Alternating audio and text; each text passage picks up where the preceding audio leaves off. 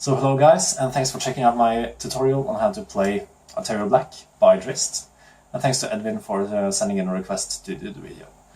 I'm only going to talk about the guitar solo in this video, because I figured if you think you can handle the solo, you can handle the rest of the song. Tabs for the entire song, including solo, and rhythm section in the solo is linked in my description, with both GuitarPro tabs and the PDF file. So check those out if you want to see how to play the song. So what I'm going to talk to you about today is just some techniques that I like to use when playing the solo, to make it a bit more fluent and a bit more easy. I'm tuned to drop D. Don't mind the 7th string, we're not going to use that, so you can play it on the 6th string guitar, that's no problem. So the first thing I like to do is, when tapping, on the start of the first sequence in the solo, tap the 2nd and the 15th fret at the same time, so you avoid this. It's kind of hard to hear, but it's a little kind of like that you mostly tend to get. So what I like to do is just tap them at the same time, so it sounds like this.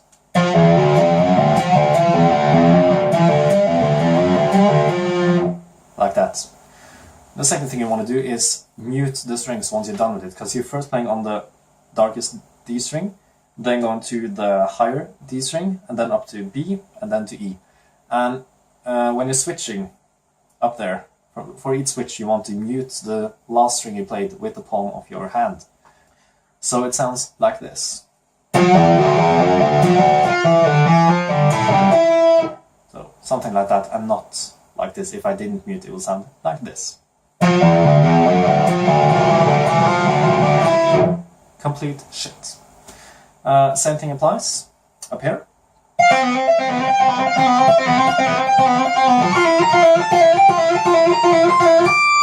Just want to mute with both your right hand and left if you can. And the next tricky part I want to talk about is this. So what you want to do here to make it a bit more fluent and easy to play at high speeds is using hammer-ons and pull-offs, which are illustrated in the tabs, where I like to use them as well. That you have to just figure out for yourself if you want to do it or not. Some people like to just play every note, and that's fine, if they can make it sound as fluent as you want. I find it a lot more easy with the hammer-ons and pull-offs technique, so it doesn't sound like this. Some people can pull that off, I can't, because to me it sounds like shit when I'm playing it. So I like to just use the hammer-ons pull-offs.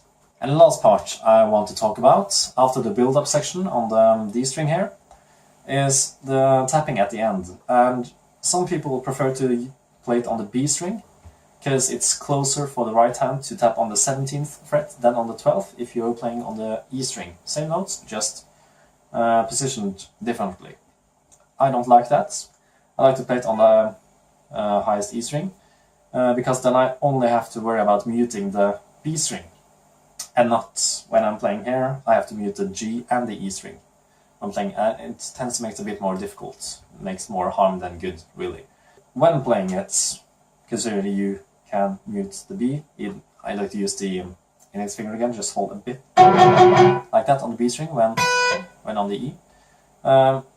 The first one are just regular 16th note, you can check that in the tabs, just like this. Something like that, played slow. But second time up you can see there are triplets. So what you want to do here is memorize exactly when you play the 7th note, the 7th fret the second time, like on the build-up with the triplets, and memorize when you're tapping with the 12th fret. So you don't have to worry too much about the 2 notes in the middle. Because that way, if you know just when to start the sequence and when to finish it, the rest just goes smoothly. You don't have to worry about counting like triplets in your head, which can be difficult. Last part, like what I like to do here to get it really up to speed, of course pull-offs, but also your index finger, just when you're going downwards here, or upwards if you'd like, just don't lift your finger and just play like this. That makes it really difficult at high speed, so just let the finger slide up the fretboard here, like this. Just slide it easily across the frets. across the strings, sorry. But again, you have to find your technique, what's best for you. So good luck rocking out, and I hope it helped.